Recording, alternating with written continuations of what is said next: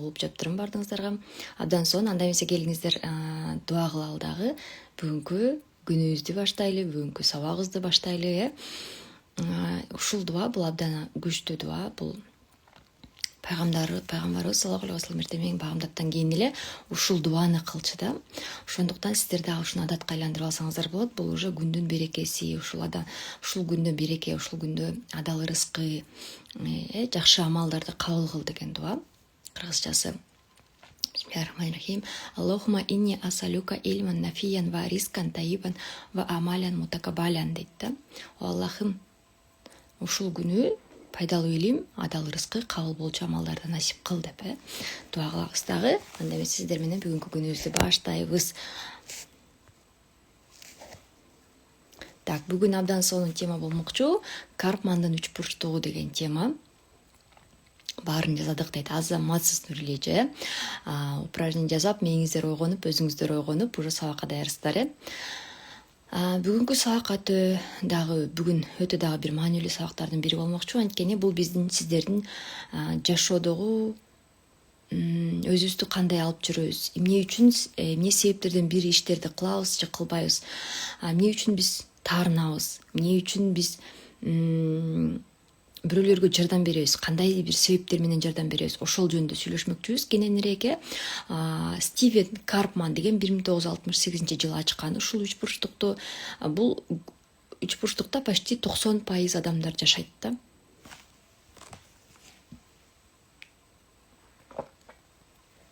Эмне деген үч бурчтук? Катышып жүргөндөр билет, эмне деген үч бурчтук экен, кандай үч бурчтук экенин. Окей. Бардыңыздарга көрүнүп жатат. Бул үч бурчтукту шип алсаңыздар болот өзүңүздөргө. Бир бурчунда бул жертва деп коет, кыргызча айтканда байкуш. Вечно жертва деген бул кандай адам? Сразу чип алыңыздар, анан мен общий түшүндүрүп өтөйүн. Экинчи бурчунда бул сактоочу, спасатель.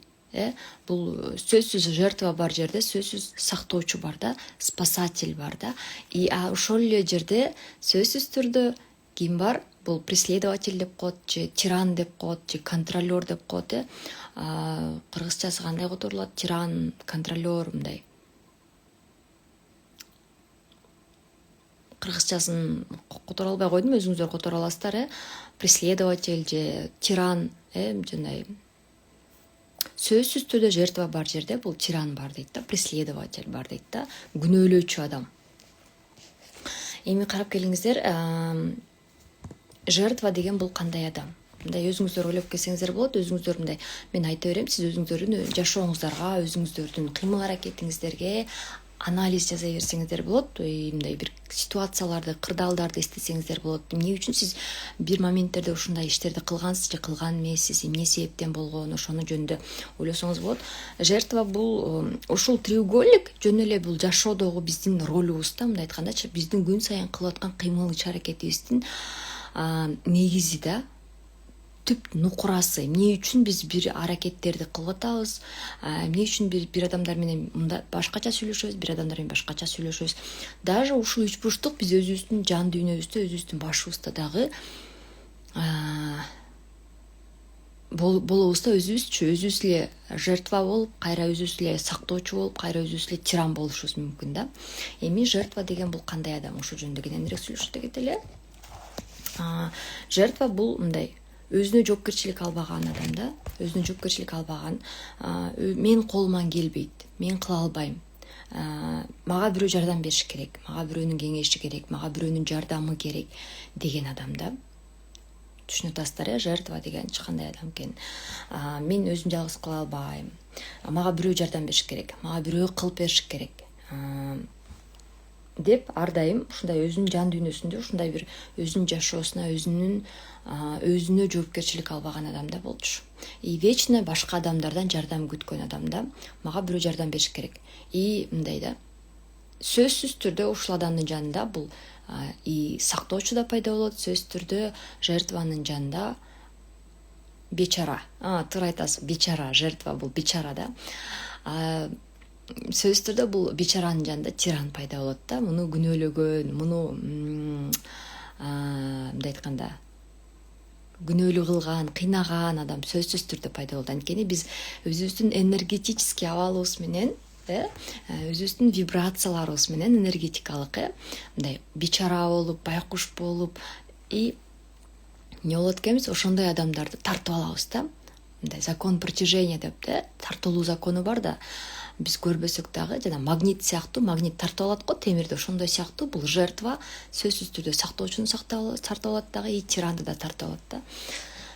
И сиздер ойлоп көрүңүздөр да, балким бул мындай оңой эмес да, бул треугольниктен чыгышчы, мындай буга кирип кетиш өтө оңой.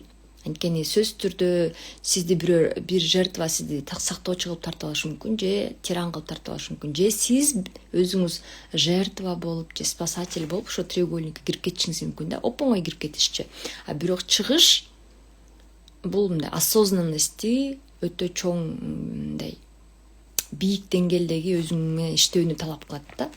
Эми карап көрүңүздөр, азыр анализ кыла беребиз, балким балдарыбыз менен, жолдошубуз менен, үй бүлөбүз менен, коллегаларыбыз менен биз сөзсүз түрдө какой-то бир ролду аткарабыз да, сөзсүз түрдө. И эмне кылат, бул жертва ар дайым бирөөдөн жардам күткөн адам да, жардам күткөн адам. А спасатель, мындай айтканда герой деп койсок болот, сактоочу бул кандай адам? Бул эмне үчүн ошо спасатель болот да, эмне үчүн сактайт, эмне үчүн жардам берет? Даже бул адамдар жардам сурабаса деле жардам бергенге даяр да. Бул адам вечно издеген адам да, мен кимге жардам берип салайын. Мындай орусча айтканда причинить добро деп коет да, не помочь, а причинить. Мынакей биякта өзүңүздөр көрүп турасыздар, жертва дейт да. Эмне үчүн постоянно эле менин ушундай боло берет? Мен жашоом ушундай да, меники ушундай, анан жолдошум ушундай, балдарым ушундай, ден соолугум ушундай начар деп эле вечно мындай наалган, мындай ыраазы болбогон адам да. Сактоочу бул кандай адам? Туруп, мен сага жардам берем, азыр, мына, мен сага баратам да жардам берем. Сактоочу бул даже өзүнүн жашоосуна жоопкерчилик албайт, бул башка бирөөлөрдүн жашоосуна жоопкерчилик алган адам да. Вечно ар дайым эле бирөөлөрдү сактап жүргөн адам, вечно эле бирөөлөргө жардам берип жүргөн адам, вечно бирөөлөрдүн проблемасын чечип жүргөн адам. Барбы сиздердин араңыздарда ушундай? Ким өзүн кайсы ролдо көрүп атат? И максаты кандай? Ушу сактоочунун максаты кандай?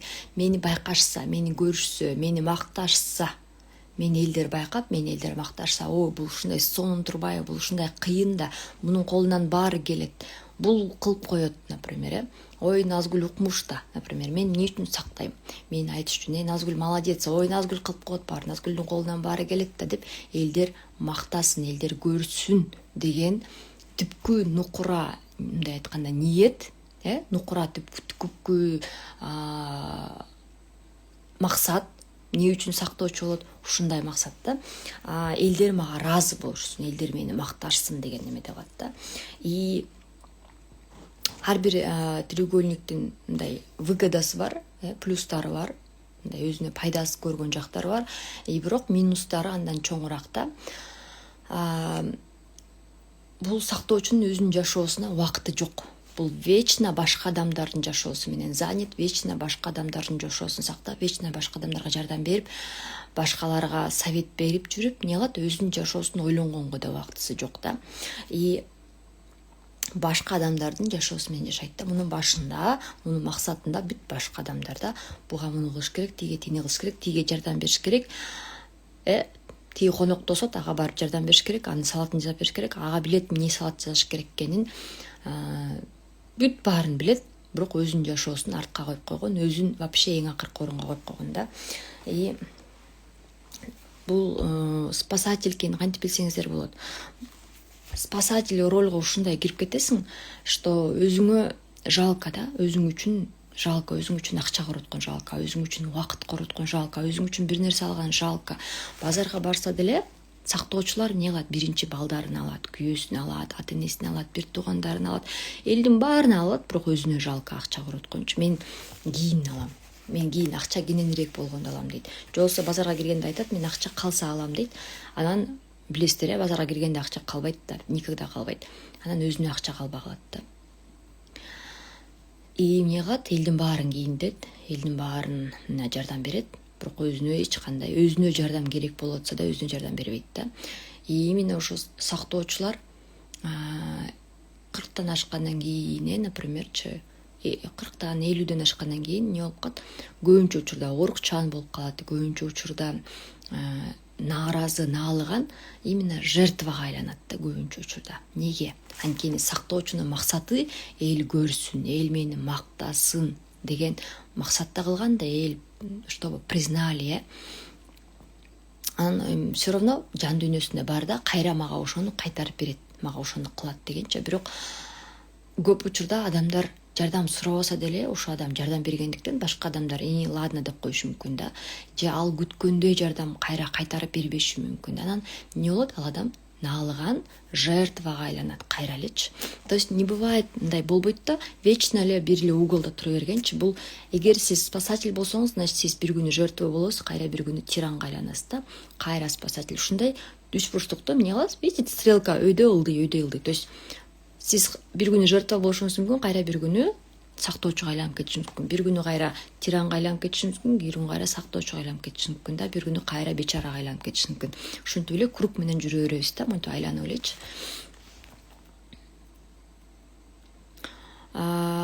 Боорукерлик, ооба, боороо эле башкаларга боороо эле башкалар үчүн чечим чыгарып, башкаларды байкуш кыла берсеңиз, тоже сактоочуга кирет да. Ал байкуш да ага жардам бериш керек да. Ал деген өзү кыла албайт да. Ал мындай да деп эле башка адамдар үчүн чечим чыгарабыз да. Значит, бул дагы сактоочуга кирип калат да. Эми караңыздар. Тиран, жолсо преследователь, жолсо агрессор деп коет, мындай айткандачы. Эмне үчүн бул ушундай ролду аткарат да? То есть сиз эгер жертва болсоңуз, сиз бир күнү кайра эле сактоочу болосуз, кайра эле бир күнү ошо агрессор же тиранга айланасыз да. Эмне себептен айланып кетесиз? Эмне айландырат? То есть сиз кээ бир адамдар сактоочудан жертвага айланып кетет, кээ бир адамдар сактоочудан тиранга айланып кетет. Эмне себептен? Анткени өзү күткөн мактоону албаганда, өзү күткөн благодарность, ыраазычылык албаганда, өзү жардам бергенде кайра кайтарым жардам албаганда, кээ бирлер жертвага айланып кетет, наалып, вот мен байкуш десе, мен буга өмүр бою өмүрүмдү арнасам, убактымды, болгон акчамды ушуга кетирсем, бул карап коюп эмне кылды деп, эмне кыласыз? Жертвага айланат. Кээ бир адамдар ушул эле моментте агрессорго айланып кетет да, тиранга айланып кетет да. Мындай айтканда, мен жардам берсем байкабайт экен, мен жардамды баалабайт экен, мага мындай ыраазычылык айтпай, бул деген карасаң деп туруп, анан эмне кылып баштайт? Уже контролер, агрессор болуп баштайт да. Мен деген могул нерсени кылгам, эми мен айткандай кыласыңар, эми мен айткандай болот деп туруп, эмне кылып баштайт? Өзүнүн мындай айтканда условияларын диктовать этип баштайт да. Прям диктовать этип баштайт.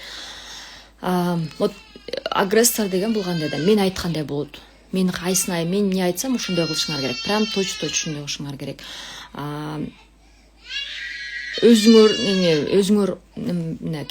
кылсаңар, көрүп атасыңар, эмнеге алып келди деп. Уже эмне болуп баштайт? Өзүнүн башкалардын, адамдардын оюн укпайт, башка адамдардын менен кеңешпейт, өзүнүн эле оюн таңуулай берет да башка адамдаргачы. Аз бир мүнөт.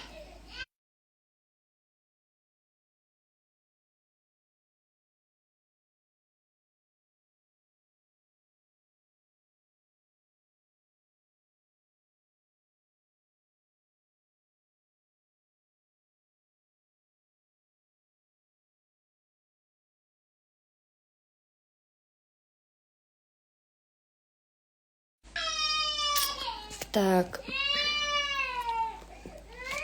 Эми караңыздар да, мындай ушул эле эмеде треугольникте биз айланып эле жүрө беребиз да. Көп учурда эмне үчүн сактайбыз? Көп учурда баардык нерсе же жертвадан башталат, бечара болуудан башталат, же сактоочудан башталат да, например.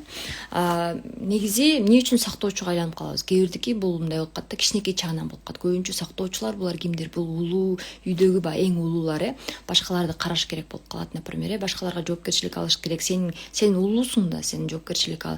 Сен чоңсуң да, сен буга берип кой оюнчугуңду, например. например, сен жакшы көргөн кийимиңди берип кой деп эмне баштайт. Уже эле ал кичинекей чактан көп учурда балким болушу мүмкүн, ата эне үйрөтүп коюшу мүмкүн да. Аларда ата эмес, билбестиктен кылышы мүмкүн, например. Баарда илгери ушундай эмес беле, көбүнчөчү азыр көп андай эмес, илгери эмне болчу, улуусу баардык кичилерине жоопкерчилик алчу, например. И ошол нерсе уже адатка айланып калат ал адамгачы. Мен башкаларга жоопкерчилик алышым керек. Мен башкалар эмнени сураса ошону беришим керек. Менин өзүмдүн кызыкчылыгым бул артта, башкалардыкы алдыда деген эмеге кирип калышы мүмкүн. Көбүнчө бул үйдүн улуулары, жоопкерчилик башкаларга алып ошол адатка айланып калат да. И жашоодо деле уже кийин ал чоңойгондон кийин турмушка чыкканда күйөөсүнө жоопкерчилик алып алат. Ал уже чоң адам, бирок биздин психологический мындай да биологический возраст бар, анан психологический возраст бар да. Көп учурда биздин биологический возраст менен психологический возраст дал келбейт да. Например, биз биологический, например, 30да болсок, же 40да болсок, 50де болсок, психологический көбүнчө биз бир 15де, 18де, кээ бирлер 9да, кээ бирлер 5 жашта калып калышы мүмкүн да. Мындай да, катыган бойдончу. И психологический мындай азыр ойлонушуңуз мүмкүн, например, эмнеге ошол кезде ошондой кылдым эле депчи, эмнени ойлондум мен депчи. Бирок ошол кезде сиз именно психологический возраст жашыңыз менен вывод чыгаргансыз, психологический возраст менен кандайдыр бир кыймыл аракеттерди кылгансыз да. Эми карап көрүңүз, сиз мындай ойлойсуз да, кээ бирде көп учурда, например, айымдар турмушка чыккандан даже жолдошунан жоопкерчилик алып алат да. Эмнеге азыр ойлойт, например, азыр сабактарды окуп өнүгүп атып, анан ойлойт да, эмнеге анттим депчи. Просто сиз ошол кезде психологический возрастыңыз ошол возрасттагы дал келгенге жараша вывод чыгаргансыз да. Сиз именно балким үй бүлөңүздө калып калган, например, жоопкерчилик алыш керек башкаларга, башкалардын кызыкчылыгы биринчи ролдо болуш керек, биринчи орунда туруш керек деген нерсе, башкаларга отказ кылбашың керек. Например, көп адам бизде менталитетте бар, жок деп айта албайбыз. Жок деп айта албайбыз. И, например, жок илгери үйрөтчү да, жок деп айтпа. Например, сурадыбы, жардам бер. Ушундай сыяктуу бир нерсе, мындай тарбияда бар болчу, мурунку СССРдан калып калган тарбияларда ушундай нерселер бар болчу да. И азыр бул эмнеге алып келип атат? Азыр бул алып келип атат, сиз азыр 40да болсоңуз дагы, 35, 50де болсоңуз дагы башка адамдарга жок деп айтыш өтө кыйын да. И сиз жок деп айтсаңыз, бул эмнеге алып келет? Ар түрлүү мындай сезимдерге алып келет, күнөөлүү сезимге алып келет, өзүңдү уялуу сезимге алып келет. Мен жок деп койдум да, эмнеге мен жок деп койдум, кылып койбойт белем деп, жок десек дагы кайра өзүбүздү бир нече күн күнөөлүү сезип жүрөбүз. Ошол адамды көргөн сайын күнөөлүү сезип, уялып жүрөбүз. Хотя бул биздин тандообуз, это право наше, укугубуз да, жок деп айтуу же ооба деп айтуу ар бир адамдын укугу да. Бирок ошол нерсени бизге кичинекей чактан үйрөтпөгөндүктөн, эмне кылабыз биз? Ошол элементарно бир жок деп айткан сөз үчүн өзүбүздү күнөөлүү сезебиз, өзүбүз уялабыз ошол сөзүбүз үчүн. Ошондуктан бул сабактын максаты, ушул эфирдин максаты, ошо треугольник Карпмананы үйрөнгөндөн кийин сиздер эмне кылышыңыздар керек, билишиңиздер керек. Жок деп айтуу бул сиздердин укугуңуздар. Эгер сиздерде мүмкүнчүлүгүңүздөр жок болсо, эгер сиздер жардам бере албасаңыздар, эгер сиздерде убактыңыздар жок болсо, бирок, например, сиздин тууганыңыз чакырып атат, кел мага жардам бер, мен конокто болсом салат жасап бер, сен салат жакшы жасайсың деп атат да. Бирок сиз ошол убакытта, например, сиздин жумушуңуз бар, скажем, бизнесте жолугушууларыңыз бар. Көп адам не дейт? Макул деп калып калат да. Бул учурда сиз ойлонушуңуз керек да. Биринчи очередь сизге эмне маанилүү? Например, эгер сиз ошол жолугушууну өткөрбөй койсоңуз, бул эмнеге алып келет? Бизнесиңизде өсүү болбой калат, например, жумушуңузда өсүү болбой калышы мүмкүн. Если эчтеке болбосо, барып жардам берсеңиз болот. Бирок эгер сизге бул жолугушуу маанилүү болсо, значит сиз эмнени тандашыңыз керек? Өзүңүздүн жашооңузду биринчи тандашыңыз керек. Биринчи очередь. Ошондуктан любой ар бир кыймыл аракетиңиз үчүн мындай талдаңыз да кыймыл аракетиңиздичи. И көп учурда эмне үчүн биз мындай оорулар пайда болот? Анткени именно биздин негативдүү эмоциялар денебизде жашай берип, ошол нерсе бара-бара эмне болуп калат? Денеде ооруларды пайда кылат да. Ал сезимдер жөнүндө даже азыр кененирээк айта кетем. Эми караңыздар, баардык ушул 3 треугольникти бириктирген бир сезим бар да. аябай сезим бар. Бул именно ушул сезим ушул треугольниктен чыгарбайт да. Көп учурда ушул сезим кармайт баарынчы. Бул сезим кандай ойлойсуздар? Кандай сезим? Кайсыл сезим ушул треугольникке адамды киргизет жана ушул треугольниктин ичинен кармап жүрө берет адамды. Например, мен дагы жашоомдо спасатель болчумун, сактоочу болчумун, потом жертвага айлангам, тиран болгом. Мен дагы азыр до сих пор айтып калышат, например, сиз ушундай болчусуз депчи. Элементарно, например, базарга барганда өзүңө кийим алайын деп барасың, бирок барганда эмне аласың? Фокус вниманияң мээңде бүт эле эмне? Тиге футболка алыш керек, буга свитер алыш керек, буга көйнөк алыш керек, буга ботинка алыш керек деген элдин баарын жашоосун өзүң алып алгансың да, жоопкерчилик алар суранбаса деле, алар эч кандай жардам сурабаса деле алып алгансың. Анан өзүң эле алар үчүн, өзүңдүн жашооңду алар үчүн жашап жүрө бересиң да. Ал жашоондо мен да жашагам да. Эмне болот? Барасың, аларга алып келесиң, өзүң каалагандай, өзүң тандап. Бул дагы эмне болот? Бир четинен сактоочу, бир четинен тиран болуп атпайсыңбы? Анткени алардын тандоосун укпай, алардын каалоосун укпай, өзүң каалаган кийимди тандап алып келем. Анан өзүмө жаккан цветин, өзүмө жаккан фасонун алып келем дагы. Анан алар кийбей койсо мен таарынам да. Мен сага эң жакшысын тандап, еще мындай да, башкалар үчүн не жалко кымбат нерсе алгангачы. Ушундай болобу сиздерде? Башкалар үчүн не жалко кымбат, жакшы, качественный нерсе тандайсың да, а өзүңө келгендечи арзан эле алып турайынчы дейсиң да. Жалко өзүң үчүнчү. Алар кийбей койсо, же алар цветин жактырбай койсо, же фасонун жактырбай койсо, анан же жертва болосуң, бечара болосуң да. Мен силерге болгон акчамды коротуп, болгон убактымды коротуп, бир выходнойумда ушунун баарын алып келсем деп, же болбосо тиран болосуң да. Мен сага алып келбедимби? Кий. Эмне үчүн мен алып келдим? Монча акча коротуп, мен сага еще кымбатын алып келдим деп. Эмне болобуз? Ушул эле бир ситуацияда же жертва болобуз, же тиран болобуз да.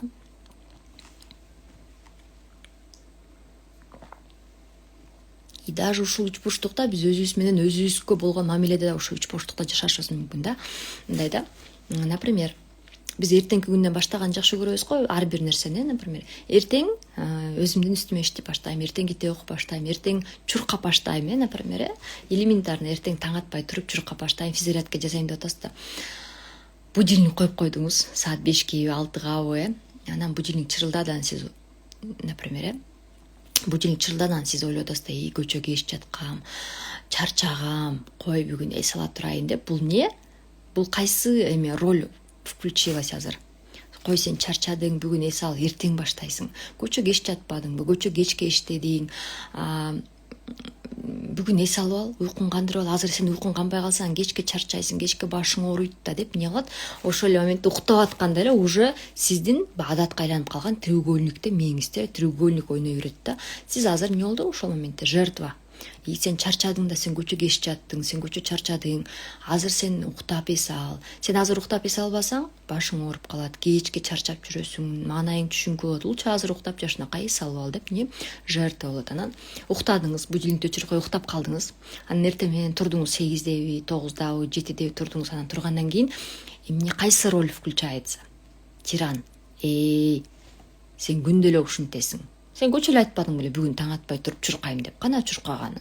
Деп өзүңүздүн иштиңизде эле ушундай эмне болуп баштайт? Диалог, өзүңүз менен өзүңүз диалог жүрүп баштайт да. Кана турганың? Күндө эле айтасың, өзүңдүн сөзүңө өзүң турбайсың. Вечно, ар дайым эле ушундай кыласың сен. Айтасың да кылбайсың. Деп эмне кылып койсуз? Өзүңүзгө өзүңүз дагы эмне болуп атасыз? Өзүңүздүн башыңызда эле сиз ушул треугольникти ойной бересиз. Көп адамда бар бул. То есть бул не только башка адамдарга, бул өзүңүз менен болгон мамиледе да ушул треугольникте жүрөсүз да. Андан кайра спасатель болосуң. Жок, мен деген чарчагам да, эртең турам, мынакей эртең турам, зато мен могул иштерди кылдым деп кайра эмне кыласыз? Өзүңүздү өзүңүз сактайсыз, спасать этесиз да. То есть түшүндүңүздөр, бир сезим бар дебедимби? Ушул баардык треугольникте кармаган адамдарды ушул треугольникке киргизген жана ушул треугольникте кармап чыгарбаган бир сезим бул жалгыздыктын сезими. Жалгыз калуудан коркуу сезими да, мындай айтканда. Страх одиночества, коркуу. Мен жалгыз калып калам. Эгер мен башка адамга жок деп койсом, ал мени карабай калат, менден мамиле үзүп салат деген коркуу бар да. Эгер мен аны сактап ага жардам бербей койсом, ал мени сыйлабай калат, ал менин сөзүмдү укпай калат. Деп не кылабыз? Ошо ар бир ролдун өзүнүн бир выгодалары бар, өзүнүн коркуулары бар. Бирок именно баарынын бир коркусу бул жалгыз калуу коркуу. Кой, мен ага жардам беришим керек да. Ал мага жардам бербесем, ал мени карабай коюшу мүмкүн. Ал менен кеңешпей коюшу мүмкүн, ал менин сөзүмдү укпай коюшу мүмкүн, ал мени сыйлабай коюшу мүмкүн деп не кылабыз? Ар кандай өзүбүзгө мындай коркууларды башыбызда ойлоп алабыз да. Бирок сиз жок деп койсоңуз, же бирок сиз өзүңүздүн каалаганыңызды кылсаңыз, эч ким сизден мындай айткандачы, сиз кылган үчүн сизди мындай по сути сыйлабайт да адамчы. Эмне үчүн биз сактайбыз? Көбүнчө сактоочунун эмеси низкая самоценность дейт да, өзүңдү төмөнкү деңгээлде баалоо. Именно сактоочулардыкы көбүнчө учурда бул өзүн абдан төмөн баалагандыктан алар ушинтип мени бааласын, мени көрсүн деп не кылып баштайт экен?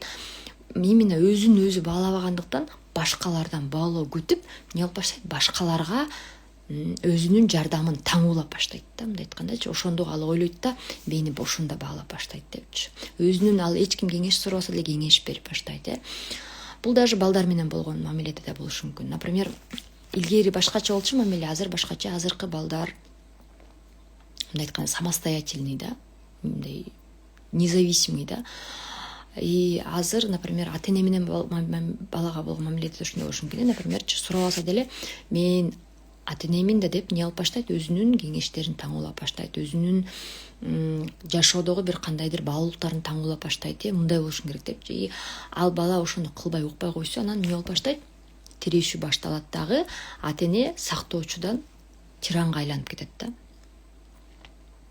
Вот, мен сени багып чоңойтсом, мен сага бүт өмүрүмдү арнасам, а сен мени укпай не болуп баштадың? Сен там, например, да, башкаларды угуп баштадың деген сыяктуу болуп баштайт. Же жертвага айланып кетиши мүмкүн да. То есть эгер сиз ушул треугольниктен чыксаңыздарчы, урматтуу жеңүүчүлөр, урматтуулар, ушул нерсени түшүнүп туруп ушул треугольникке кирбесеңиздер, эмне болуп баштайт? Сиздердин бүт үй бүлөңүздө, жолдошуңузда, балдарыңыз менен, коллегаларыңыз менен бүт мамиле өзгөрөт. Бүт мамиле өзгөрөт дагы, башка бир бийик деңгээлге чыгат. Анткени уже осознанность келет да. Осознанность келет да, сиз уже адам жардам сураса, эгер келип, мама, папа жардам берчи десе, жардам бересиз. Например, эже, байке, жардам берчи, мага сенин жардамың керек болуп атат деген учурда гана жардам беребиз, башка учурда жардам бербейбиз. Кеңеш берчи, сен кандай ойлойсуң? Ушул туурабы же туура эмеспи деп кеңеш сураган учурда жардам беребиз, кеңеш сурабаган учурда жардам бербейбиз. Кантип кирбейбиз ушул треугольникке? То есть эгер бирөө бирдеме деп проблемасын айтып атса, например, даже болот кошуналар менен, например, айылда болот го, бир учурда там уй саармалда баары эшикке чыгат, анан ошондо бирөө проблемасын айтса, кайнеси менен айтса, анан уже баштайт да бирөөчү, ай сен мондай кылып койбойсуңбу депчи. То есть сиз ушинткенде эле сразу сиз уже треугольникке кирип атасыз. Сиз сразу эле эмне кылып атасыз? Сактоочуга айланып атасыз же тиранга айланып атасыз. Видите, ошон үчүн эгер ушул треугольникке кирбейм, осознанный жашоо менен жашайм десеңиз, өзүмдүн жашоо менен жашайм десеңиз, анткени именно треугольникте жашаган адамдар, ушул үч бурчтукта жашаган адамдар өз жашоосу менен жашабайт. Эч бири жертва дагы, спасатель дагы, тиран дагы өз жашоосу менен жашабайт. Баары бирөөнүн жашоосу менен жашайт. Булардын өзүнүн жашоосу, мындай айтканда, мимо кетет да, мимо кетет. И вроде бы выгода алып атат, пайда алып атат, вроде бы, например, бечара эмне кылып атат? Өзүнүн потребностьтарын, балким финансылык, балким эмоционалдык потребностьтер бар да, ошону башка бирөөлөр аркылуу жабышы мүмкүн. Бирок, например, бечара, менде акча жок, жардам бер, менде мүмкүнчүлүк жок, жардам бер деши мүмкүн. Бир туугандарга бечара болушу мүмкүн, жолдошуна бечара болушу мүмкүн, балдарына бечара болушу мүмкүн. Бирок башка бирөө жардам бергенде ал сиз каалагандай эмес да баары бирчи. Ал өзү каалагандай жардамды берет да. Видите? И мындай ушул учурда эмне болот? Сиздин максаттарыңыз вообще жертваныкы көп учурда жертванын өзүнүн кыялы жок, өзүнүн максаты жок. Ал даже жертва бечара көп учурда өзү билбейт кандай жашоону жашагысы келет. Көп учурда именно ал жертва болуп ушундай кирип калган ушунчалык, что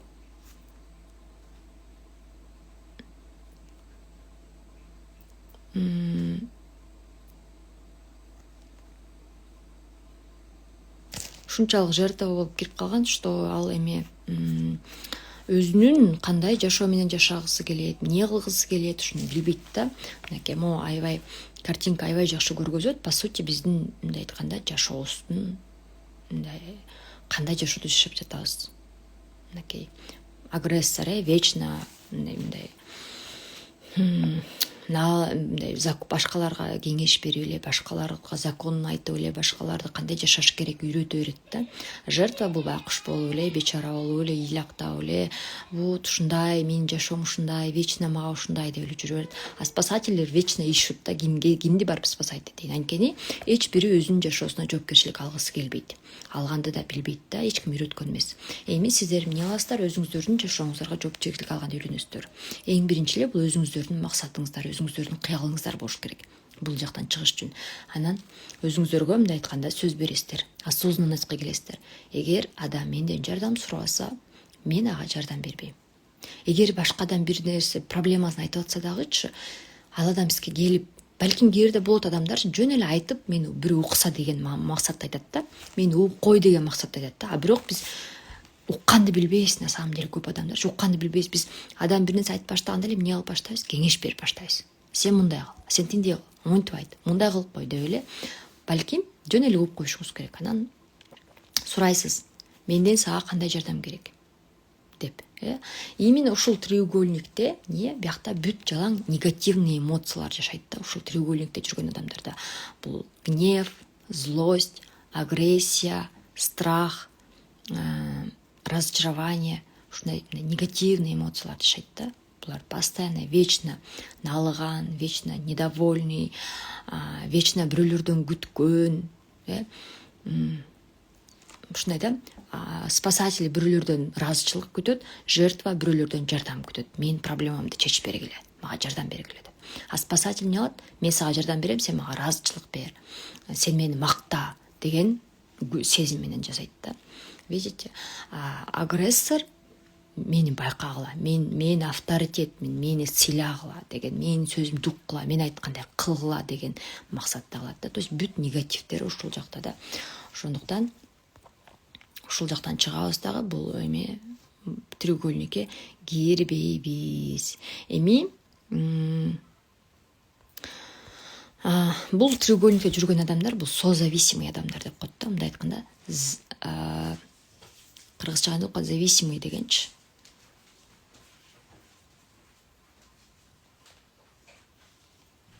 Зависимый деген кандай окуат? Зависимый да, короче, мындай айтканда бири-биринен зависимый. Бир адамдан зависим болгон бул созависимый деп коет да. И созависимый адам деген бул өзүнүн жашоосуна жоопкерчилик албаган адам да. Мындан кийин бизнесте болобу, үй бүлөңүздө болобу, сразу өзүңүзгө мындай отчет берип туруңуз, сурап туруңуз. Бул адам менден жардам сурадыбы, сураган жокпу? И прямо адамдан көз каранды. Рахмат Сербиже, көз каранды. То есть көз каранды адамдар да, бири-биринен көз каранды адамдар да. Булар бири-бириси жок жашай албайт. Эгер жертва болбосо, сактоочу болуп кажет жок да, напримерчи. А жертва болбосо, тиран болуунун да кажети жок да.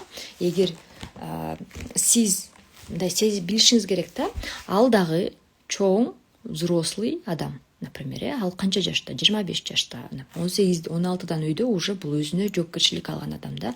Мындай айтканда 18ден ары уже өзүнүн законунун астына жооп бере ала турган адам. Бирок биз эмне кылабыз? Даже 18 жаштагы, даже 20-25 жашта балдарыбызды кичинекей бала кылып алабыз да. Ал үчүн чечим чыгарабыз, ага жардам беребиз. Өзгөчө энелер, эми ошондой кылабыз. Балаңыз уже 18ден өйдө, все, ал балаңыз үчүн чечим чыгарбайсыз. Ал балаңызга жоопкерчиликти өзүнө бересиз.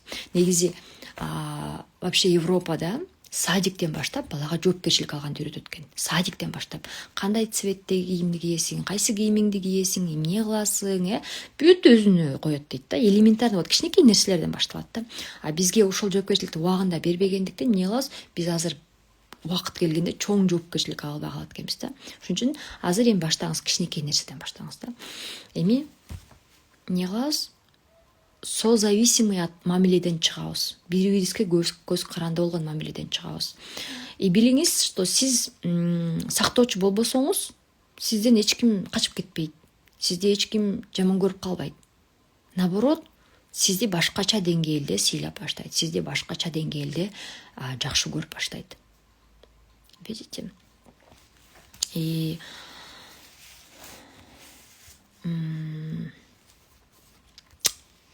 качан биз ушундан чыкканда настоящий чыныгы жашоо ушунда башталат да. Качан ушул треугольниктен чыкканда настоящий чыныгы жашоо башталат. Анткени сиз өзүңүзгө жоопкерчилик алып, өзүңүздүн жашооңуз менен жашап баштайсыз да ушул эмеден чыккандан кийин.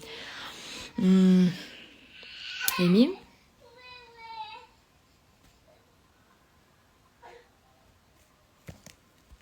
мынакей спасательдин эмелери. Ал адамдан сурабаса деле жардам бере берет. Башка адамдар үчүн жоопкерчилик алат. Башка адамдар үчүн, өзү эмес башка адамдар үчүн. Башка адамдардын жумушун өзү кылат. Ал кыла албайт да.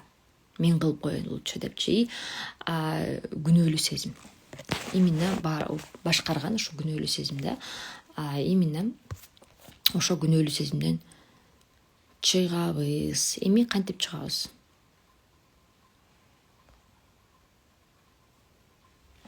Эң биринчи эле өзүбүздүн жашообузга жоопкерчилик алабыз. Башка адамдар үчүн эмес, өзүбүз үчүн. Сурайбыз, мен эмне сезип жатам? Мен кандай каалап жатам?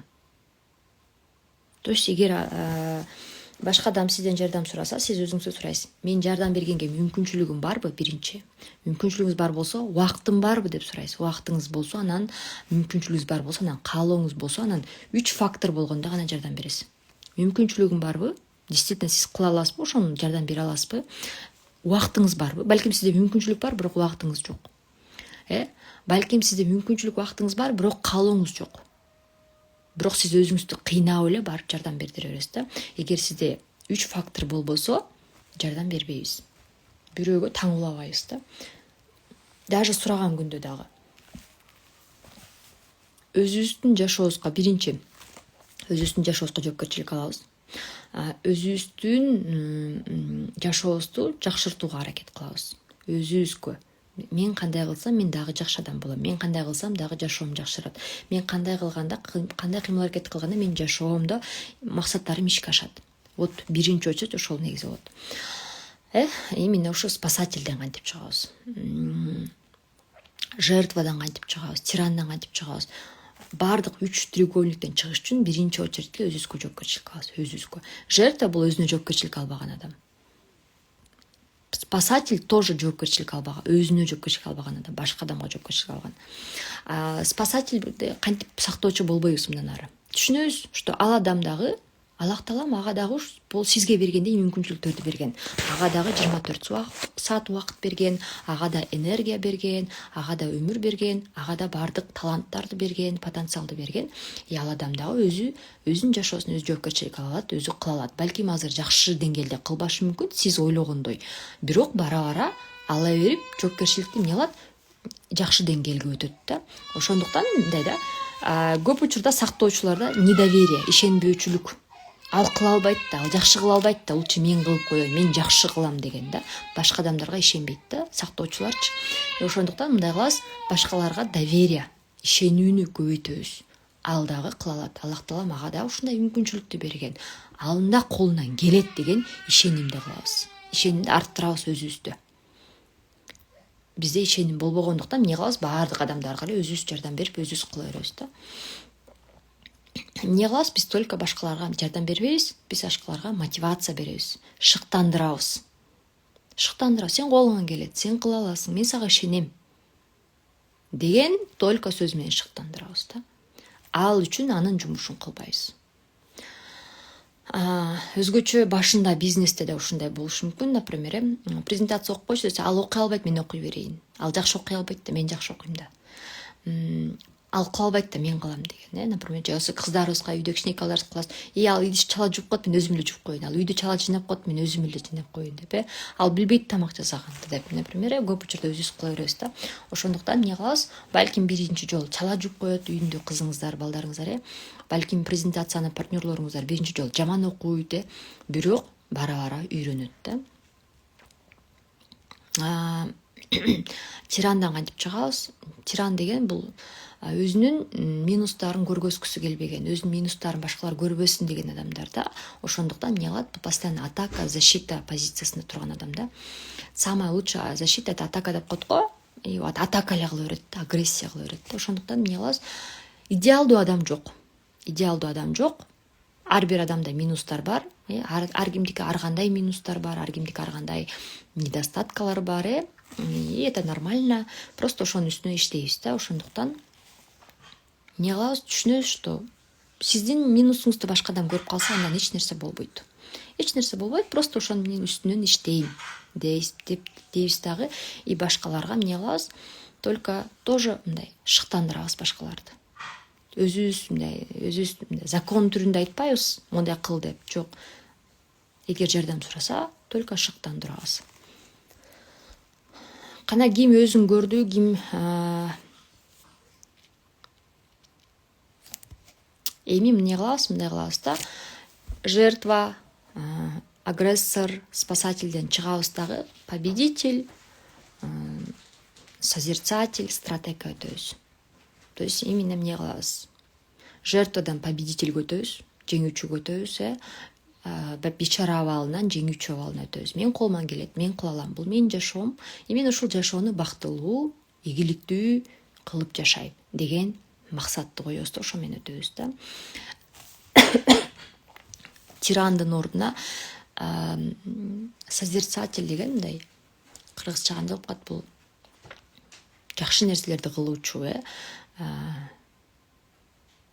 И сактоочунун ордуна стратег. Стратег деген бул деди, алысты көрө билген адам да, деди, алысты билген адам. То есть спасатель деген эмне үчүн башкаларды спасать этип атат, сактап атат, анткени ал адам дагы ишенбеген үчүн сактап атпай, кыла албайт депчи. А сиз мындай алысты караңыз. Бул азыр биринчи жолу начар жасайт, экинчи жолу начар жасайт, зато үчүнчү, төртүнчү, бешинчи жолу сонун жасап баштайт, а 10-чу жолу вообще идеально жасап калат. Ошондуктан ошол адамга дагы өзүнүн каталарын кетиргенге, өзүнүн жолун басып өткөнгө мүмкүнчүлүк берем деп жооп беребиз да.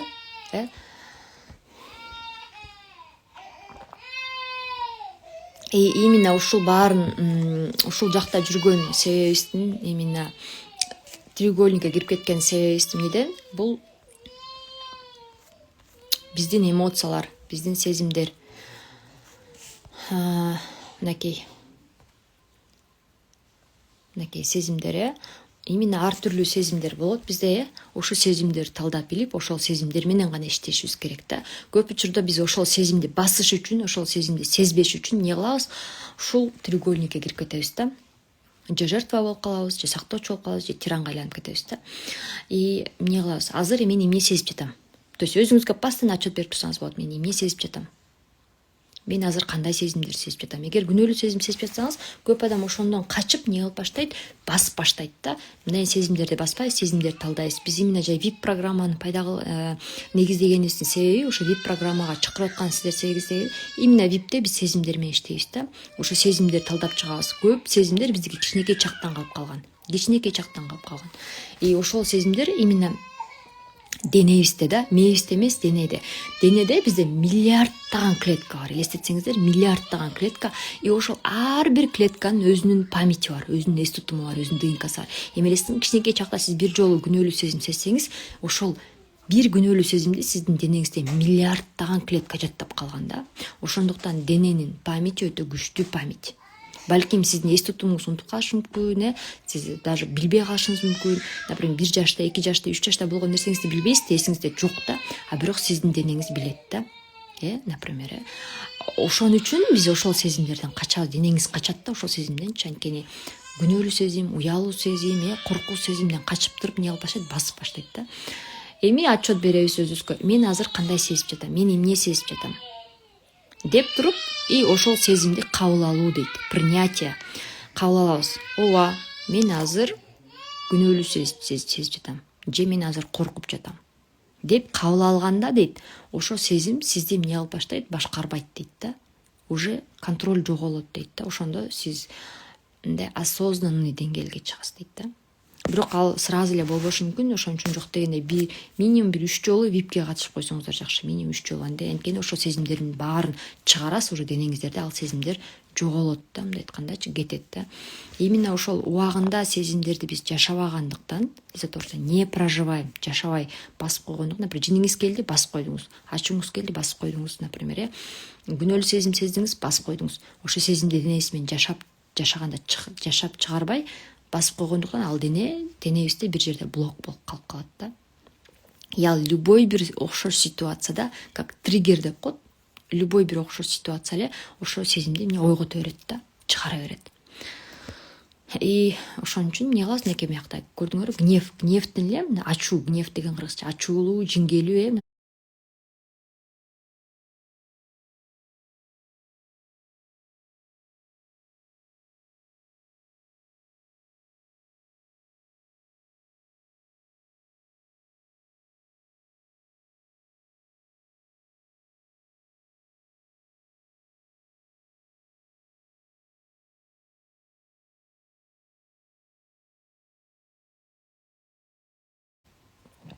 подозрение, это как күмөн саноо да, например, тревога. То есть именно эмне, бир эле сезимдин түрлүү эмоциялары бар. Түрлүү эмоциялары бар. Грусть, кайгыруунун түрлүү эмоциялары бар, видите? Кандай, например, эмоциялар бар. Кубануу бул радость, сезим болсо, анын түрлүү эмоциялары бар. Мынакей караңыздар. Счастье, восторг, например, вдохновение, возбуждение, забота, то есть канча эмелери бар. Ошону эле эмне кылышыбыз керек? Эми муну мен группага жиберип коем. Мындан кийин өзүбүздүн сезимдерди талдап, ошону кабыл алганды үйрөнөбүз. Кабыл алабыз. И эмне кылабыз?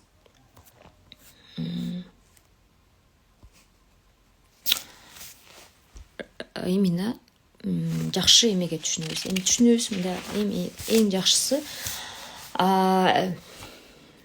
дагы айтып кетчү нерсе, билебиз, түшүнөбүз, что Алла бар, мен бар и башка адамдар бар.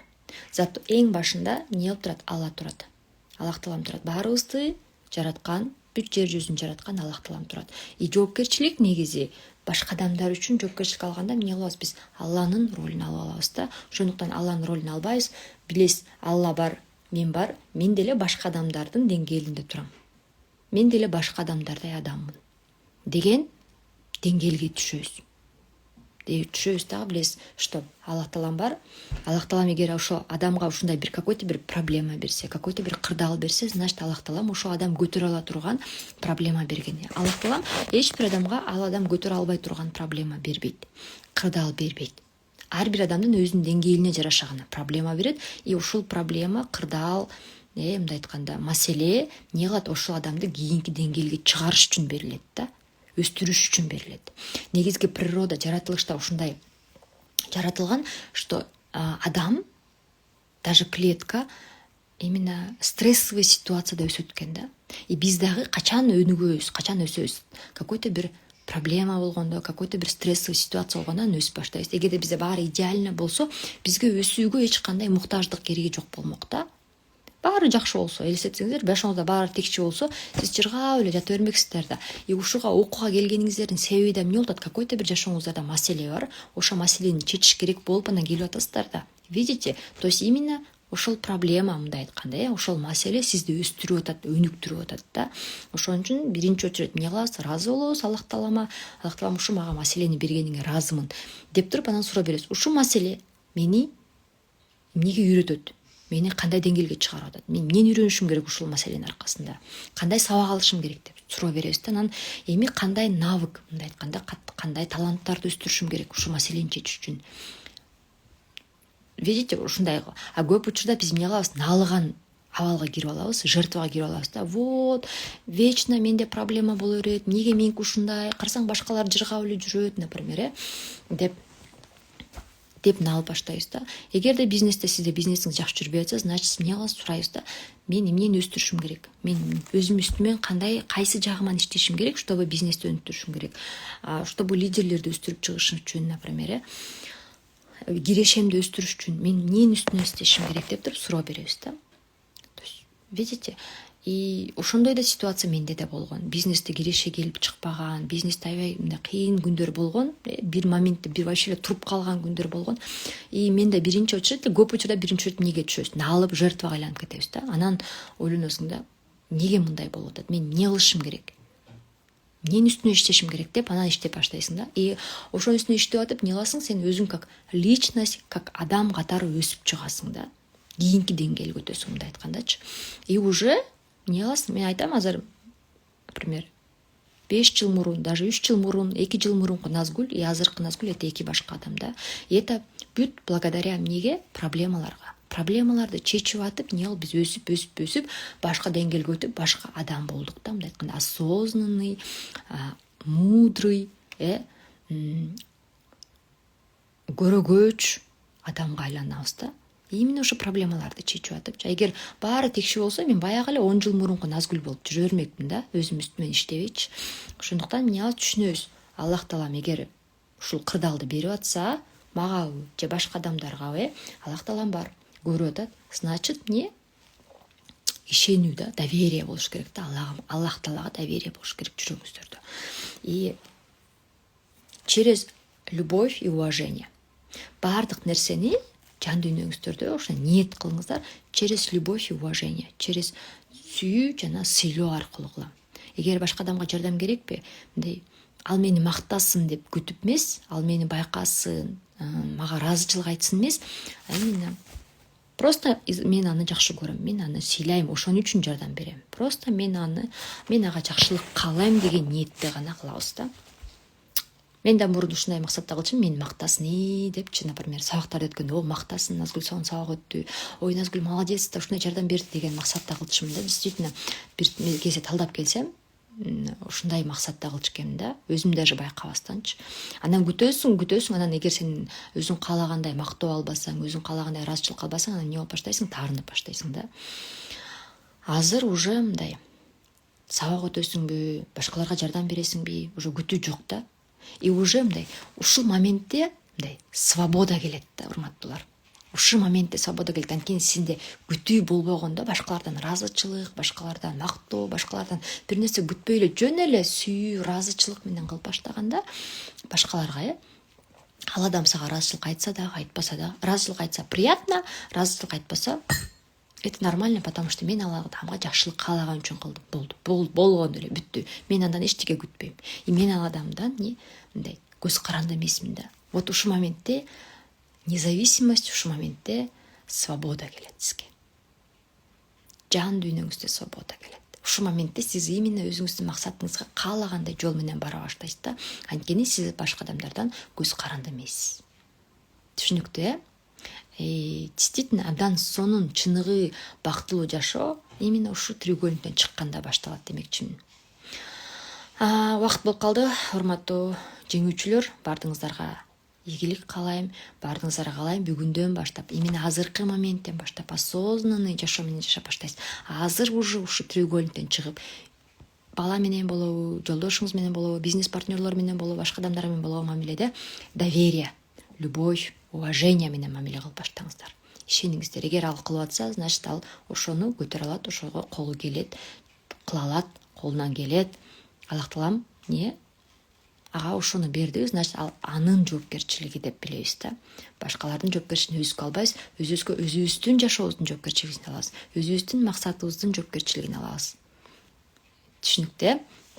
Баарыңыздарга ыраазымын. Ушул таңда менен чогуу бирге өткөнүңүзгө Аллахыма 1000 мәртебе шүгүрө. Ушундай сонун күндө, сонун деңгээлде ушул эфирибизди өткөрүп алганга, и ушул эфирден сиз пайда алып, ушул эфирден кийин сиз чыныгы жашоо менен, өзүңүздүн жашооңуз менен жашап баштасаңыз, анда менин максатым ишке ашты демекчимин. Ошо Аллахыма 1000 мәртебе шүгүрлөр болсун. Баарыңыздарга ийгилик. Ассаламу алейкум.